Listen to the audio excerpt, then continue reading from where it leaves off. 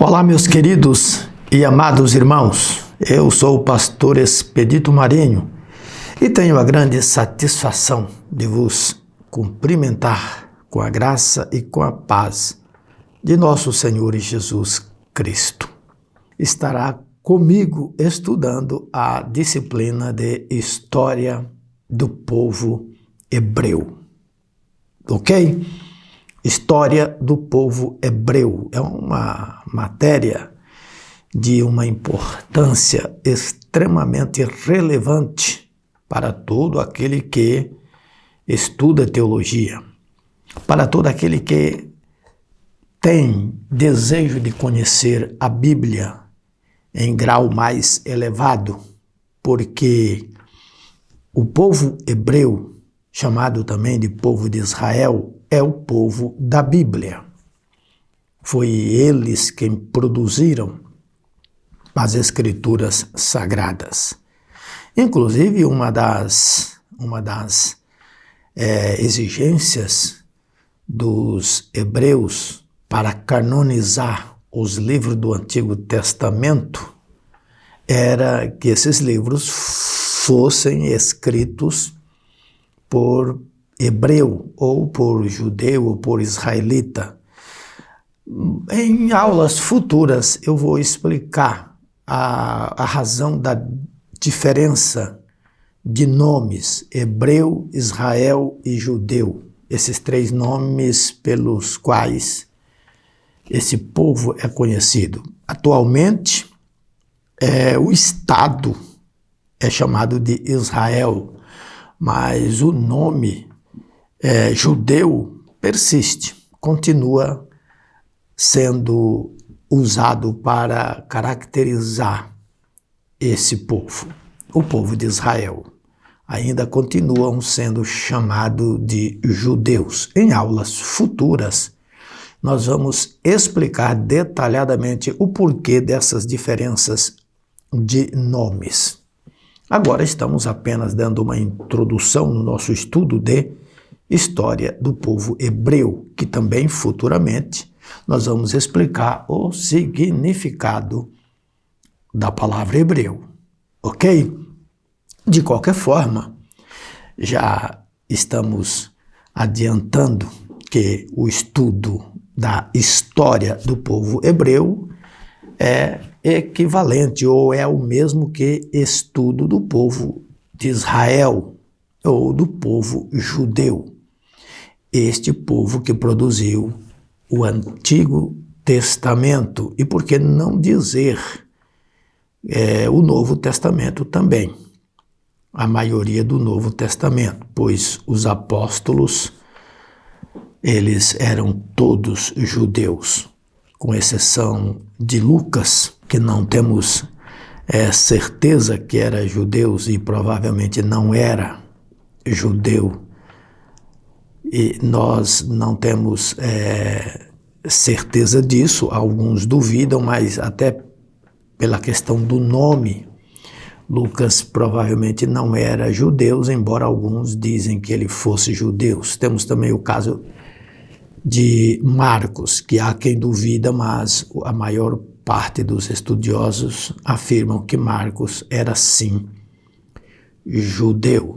Paulo era judeu, embora não judeu da Judéia, era um judeu helenita, tal como provavelmente Lucas era um judeu helenita. O que é um judeu helenita? Aquele judeu que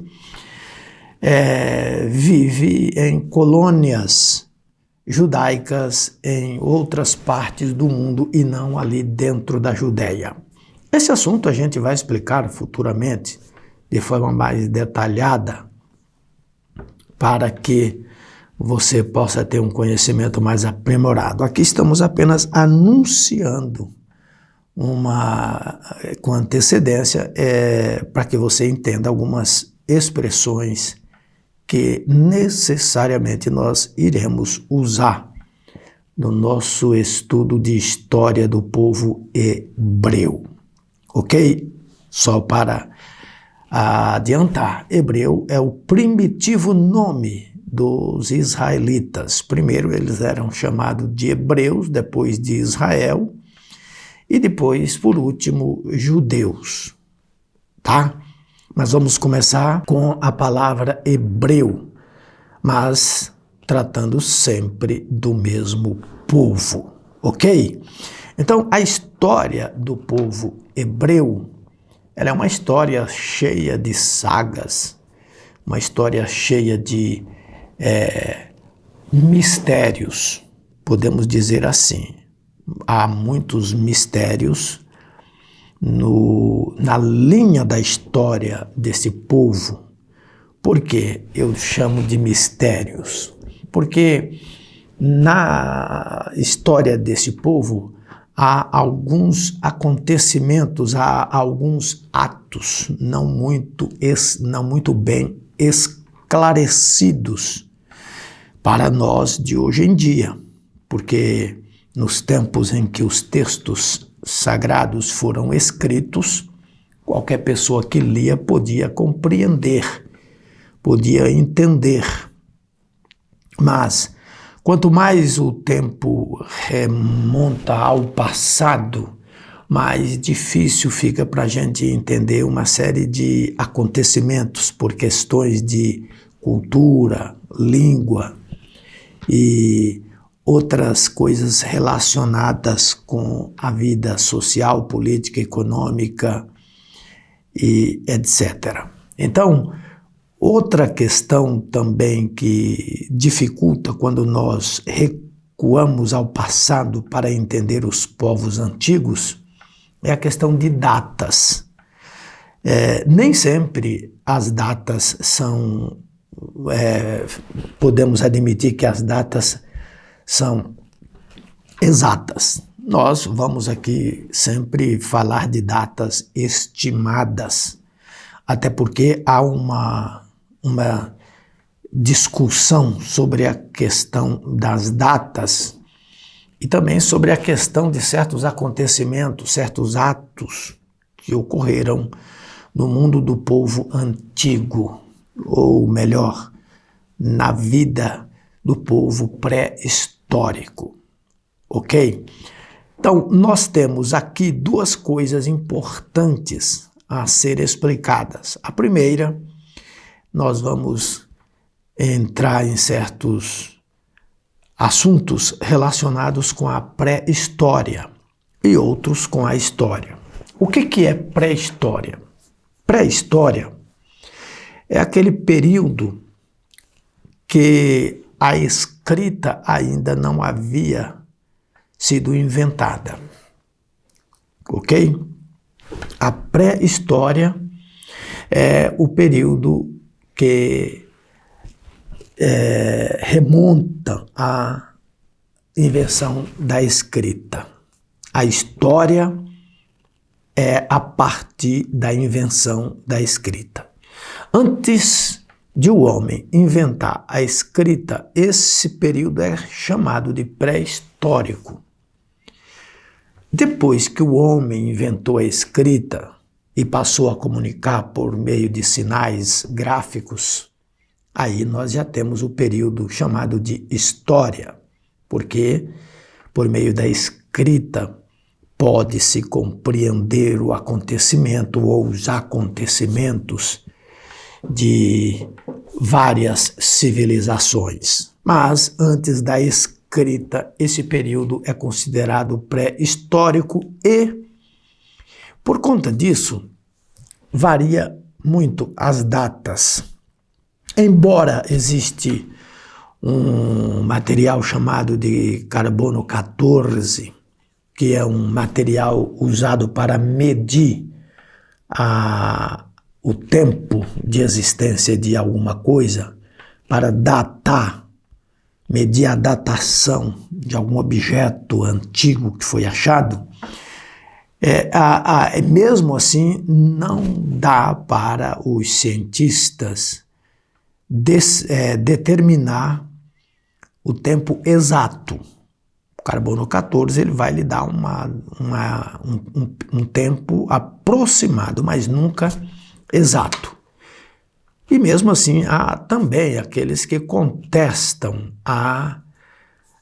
o uso da datação do carbono 14, ok? Você pode pesquisar sobre esse assunto na internet e tomar um conhecimento mais profundo sobre isso. Então, o período pré-histórico é esse período. Como esse período ele é conhecido?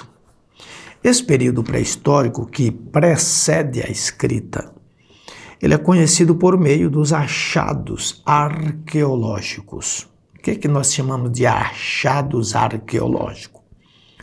Aqueles achados que os trabalhadores da ciência chamada arqueologia descobriram. Arqueologia é o nome de uma ciência que busca encontrar elementos perdidos da antiguidade. É o trabalho da pá e da picareta, com muita meticulosidade, com muito cuidado. Estes cientistas, eles escavam a terra a fim de encontrar antiguidades, algo que identifique a presença de uma civilização naquele local. E a arqueologia, ela tem nos ajudado muito, tem esclarecido uma série de fatores que eram ignorados, eram desconhecidos por nós dos tempos contemporâneos. Então, esse período chamado, conforme eu disse, pré-histórico, ele é conhecido, identificado por estes achados, que são vasos de cerâmicas, são brasões de reis, utensílios domésticos e peças de usos reais, tais como coroas, anéis, espadas e uma série de coisas que os arqueólogos, nas suas buscas, acham soterradas debaixo da terra. Eles também encontram alicerce de construções e identificam os modelos, as arquiteturas desses períodos que existiram antes do homem inventar a escrita. E até mesmo após a invenção da escrita, a arqueologia também continua o seu trabalho e busca também esses objetos achados, por muitos deles, sendo alguns com textos escritos. Na época em que não se utilizava o papel e nem tampouco o papiro ou o próprio pergaminho. Antes da invenção do uso do pergaminho, que é um material feito de pele de animal para se escrever, e o papiro, que veio mais tarde, que daí é que surgiu o papel, material usado, feito de uma planta aquática que medra em pântano. Essa planta se chama papiro mesmo. E o uso dessa planta, o caule dela é fatiado em lâminas muito finas e cruzado e prensado, e depois aquela gosma, aquele tipo de cola que sai de dentro das fatias do caule dessa planta, ela cola as lâminas umas nas outras, e aquilo depois é recortado e usado para escrever nos tempos da antiguidade, ok? Então, os estudiosos do papiro desses antigos papiros são chamados papirólogos.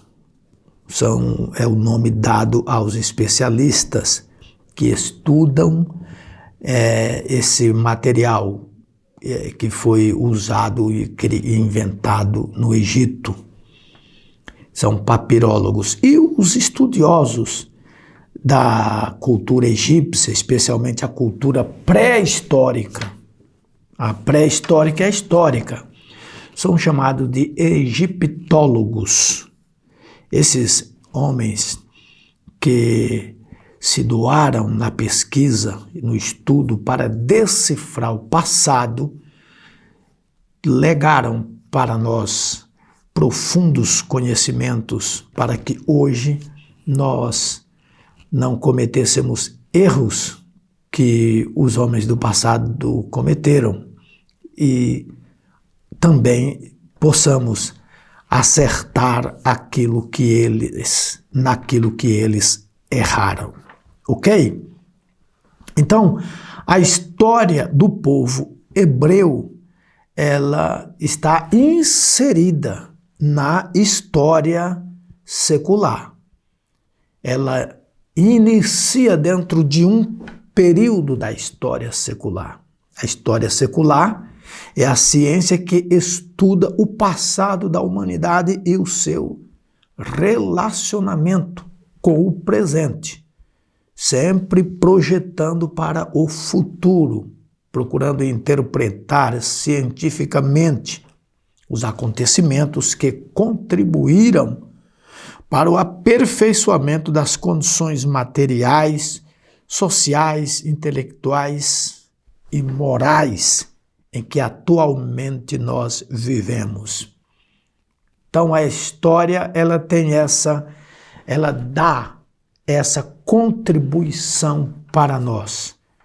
Ela vem com a intenção, o estudo dela vem com essa intenção de nos ajudar no aperfeiçoamento da vida política, da vida econômica, na vida moral e até mesmo nas questões religiosas, porque quando a história é colocada a serviço da teologia, por exemplo, ela contribui bastante para o nosso conhecimento de Deus, porque o Deus da Bíblia, ele se revela num tempo pré-histórico, isto é, antes da invenção da escrita.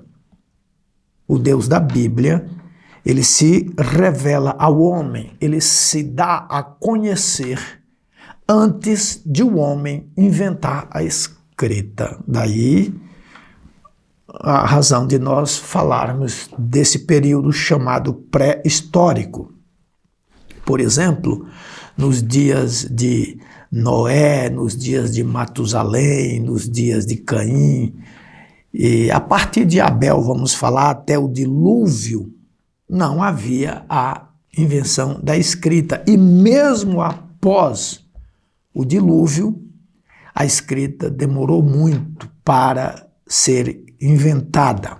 Há até um mito, há até uma lenda que a escrita foi inventada por uma divindade, por um deus mesopotâmico. Ele inventou a escrita e deu aos homens esse conhecimento, porque acredita-se que para aquele tempo era praticamente impossível o ser humano conseguir por si só inventar a escrita. O ser humano conseguir inventar traços, sinais de comunicação. Então, criaram-se esse mito de que a escrita foi inventada por uma determinada divindade e esse conhecimento foi dado para o ser humano. De qualquer forma, fica aí a informação que trata-se de um mito ou de uma lenda. não podemos afirmar essa verdade, até porque é algo que está para além das Escrituras. E aquilo que está na Bíblia, nós podemos afirmar como verdade, chamadas de verdades escriturísticas, porque os autores da Bíblia foram inspirados por Deus. E nós cremos que o que Deus inspirou-os a escrever foram verdades pretendidas por Ele para se dar a conhecer, se revelar ao ser humano. Então, o estudo da história, ele teve um novo impulso, porque a história, ela sempre, os homens, vamos falar aí da era medieval e depois a era moderna, e depois, aliás, a era contemporânea, a era moderna, os homens sempre procuraram buscar, se esforçaram na busca do conhecimento do passado. Os homens sempre buscaram o conhecimento das civilizações antigas, mas por conta das dificuldades ou por falta do entendimento de alguns achados arqueológicos, essa nuvem permaneceu cobrindo o entendimento do ser humano. Sempre houve um véu entre esses períodos, como eu acabei de falar, o período medieval, período contemporâneo, período moderno. Sempre houve um véu que separou o conhecimento do homem de cá, do homem de lá. E por quê? Porque o homem, embora tinham alguns documentos ou alguns achados antigos, eles não tinham condições de ler aqueles achados antigos porque não viveram durante aquelas civilizações. É a mesma coisa de uma pessoa aqui no Brasil achar um livro escrito em japonês. Uma pessoa aqui no Brasil que não... Vamos pensar, uma pessoa aqui no Brasil que só sabe ler o português e aí acha um livro escrito em japonês. Como é que esse camarada vai conseguir decifrar aquilo ali? Ora, se estudar o japonês, se estudar o mandarim, o cantonês, o próprio árabe, se estudar essas línguas, já é difícil com um professor ensinando, mais difícil ainda se torna você descobrir, você decifrar o significado de tudo isso sozinho, puramente através do seu pessoal esforço e nada mais. E nós tivemos um homem que achou a chave do conhecimento de todas essas literaturas, dessas línguas do passado, que na aula futura, ou melhor, na próxima aula, nós vamos começar já falando sobre este assunto. Amém.